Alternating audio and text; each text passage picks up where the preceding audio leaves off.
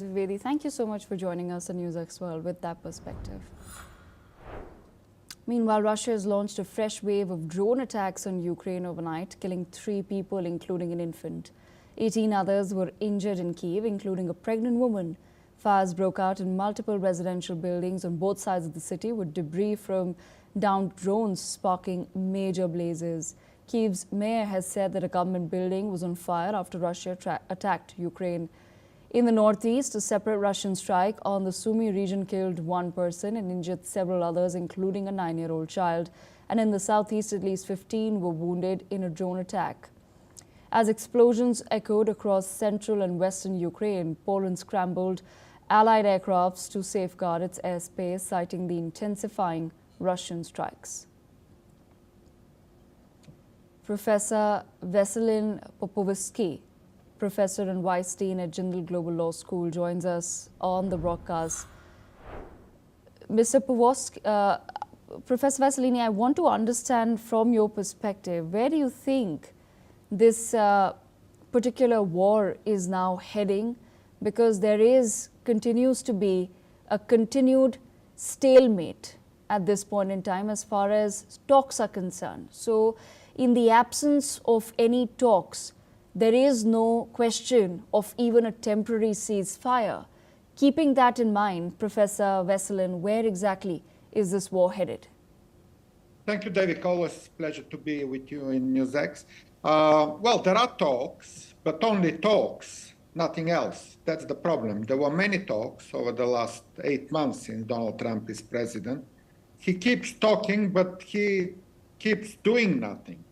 No pressure on Russia whatsoever. He gave 7 ultimatums and didn't keep any of those. When the ultimatum expired, he did nothing. He didn't increase the pressure on Russia, and he didn't offer Ukraine meaningful security guarantee. So that's part of the answer why Russia is so emboldened and continues to bomb civilian targets and killing civilian people, as we see almost daily. So the continuation of the war is very much in the hands of the big powers, as usual. But United States specifically did nothing, zero, so far to stop this war, despite all the promises and despite all the arrogance in the beginning of the Trump's presidency. We are dealing with an aggressor, a war criminal, the worst of the century, comparable only to Adolf Hitler in the 20th century.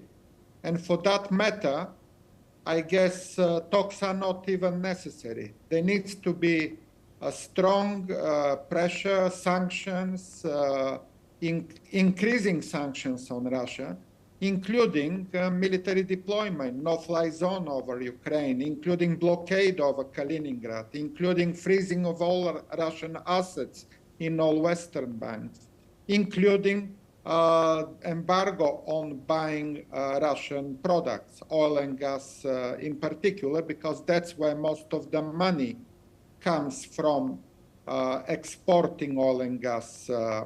And for that matter, my also question goes to countries that continue buying Russian oil and gas over the last 4 years without even reducing those amounts.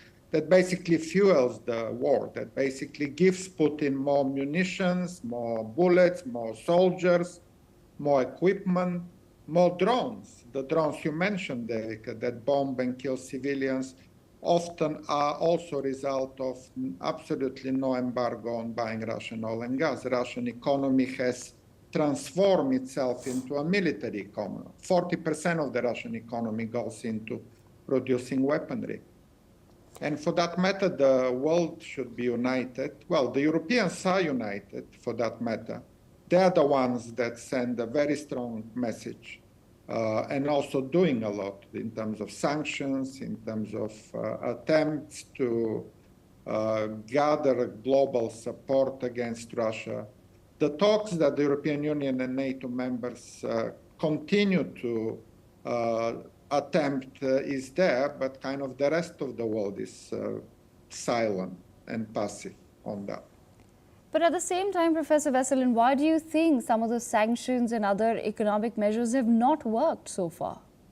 Well, they don't work because nobody cares, because India and China do not care. They would have worked if all the world, globally, remember Iraq, Kuwait in 1990, when there were global sanctions on Iraq. Everybody stopped buying Iraqi oil. Remember the sanctions on Libya after that. They did work. Iraq couldn't produce weapons of mass destruction. Libya did surrender the terrorist suspects over time and did pay the compensation of those terrorist acts. Sanctions very well work when they are global. But if half of the world is imposing sanctions and the other half of the world is ignorant, in fact, increasing the purchase of Russian oil and gas, they cannot work. Obviously, Russia will sell as much as they want if India and China buy, and Turkey and some other countries buy those things. Sanctions do work only when they are global, when everybody respects them.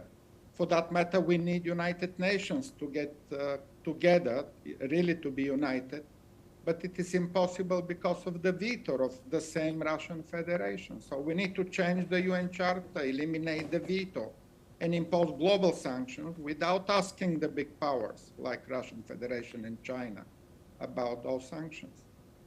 Right, absolutely. Professor Veselin, thank you so much for joining us on NewsX World with that perspective.